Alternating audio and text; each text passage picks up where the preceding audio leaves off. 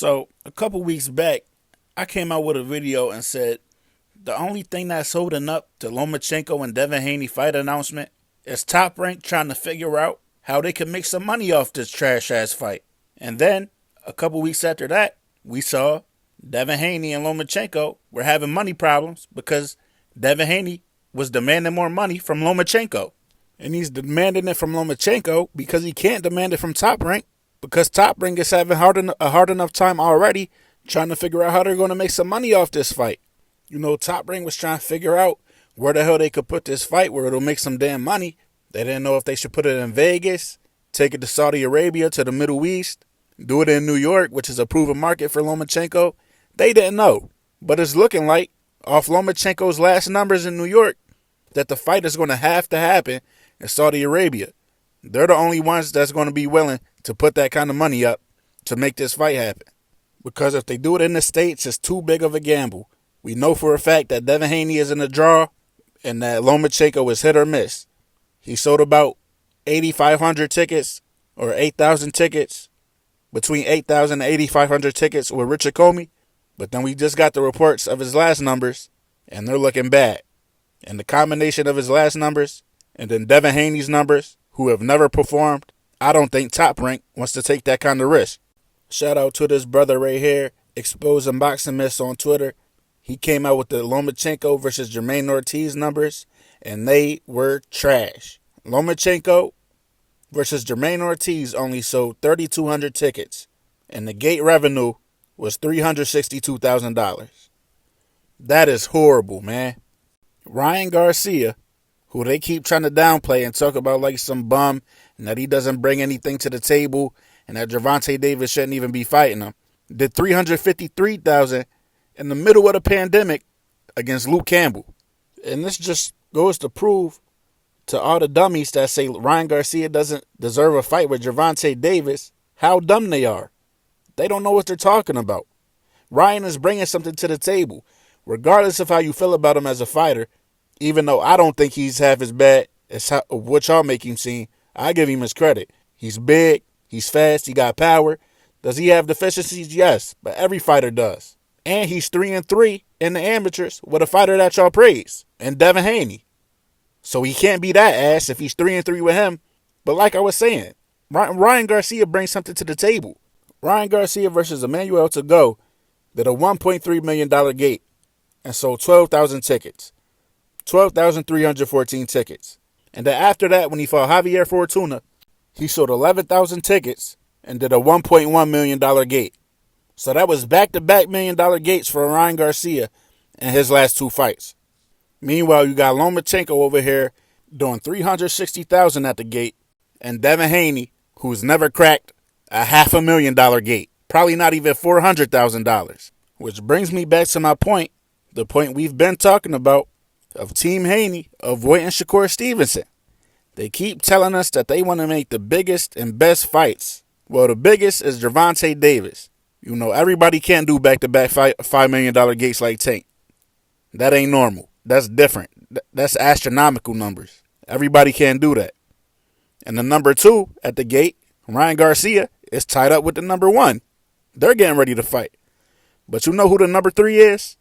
Guess who? Shakur Stevenson. Now, you keep seeing these Haney fans on social media and these pro-Haney YouTube channels talking about Shakur needs to build himself before he gets to fight with Devin Haney. Shakur's not big enough yet. But the numbers say that Shakur Stevenson, without running his mouth like Team Haney does, is a bigger fighter and generates more money than Devin Haney. When Shakur fought Oscar Valdez in Las Vegas, he sold 10,000 tickets and did a $1.6 million gate. And you see Bob Arum said tickets were selling so good, we had to open some sections up because tickets were selling so good. But then some of y'all might say, well, he fought a Mexican, he fought Oscar Valdez. Well then, right after that, he went back home to Newark, New Jersey, and what'd he do? Sold another 10,000 tickets. And it ain't just at the gate either. Shakur has outperformed Devin Haney and Lomachenko in each of their last two fights on ESPN. The peak viewership for Richard Comey versus Lomachenko was 1.2 million people. And you can't even find the numbers for the Lomachenko versus Jermaine Ortiz fight. So I'm assuming it didn't do too good. The first fight between Devin Haney and Kambosos averaged 1.32 million viewers, and it peaked at 1.35 million viewers. And then the next fight, the rematch, it averaged less than a million viewers at 935,000. Trash. Now let's look at Shakur, who again, Devin Haney fans tell us isn't as big as Devin Haney. Shakur versus Oscar Valdez, where he did a $1.6 million gate and sold 10,000 tickets, had an average viewership of 1.35 million and peaked at 1.4 million. And in his next fight against Robson Casassia, where he went home to New Jersey and sold out again 10,000 tickets, he had an average viewership of 1 million and peaked at 1.1 million. So not only is Shakur outperforming him at the gate, selling tickets, he's outperforming him on TV as well with the viewership numbers. Like I tell y'all, man, this whole thing with Devin Haney is built off perception, built off false narratives and a fake perception that he's something that he's not. They tell you that he's a bigger draw than Shakur Stevenson and that Shakur Stevenson needs to grow before that fight can happen. But Shakur Stevenson outperforms him everywhere when it comes to the business side. So it doesn't make sense. And if us fans with no connections in the business can look these numbers up and find these numbers, then we know Bill Haney could get on the phone and ask around and get these numbers for himself so he can give us what he says he's going to give us. The biggest and best fights. But he doesn't. They don't want no smoke with Shakur. They know what's up with Shakur. They know that's an ass whooping, and they avoiding that fight at all costs. Even though it's a bigger legacy fight than Lomachenko, even though it's a bigger money fight than Lomachenko, if Devin beats Lomachenko, that does nothing for his career. If he beats Shakur, that does huge numbers for his career. But for whatever reason, they don't want to make that fight happen. But we'll tell you that they want the best fights.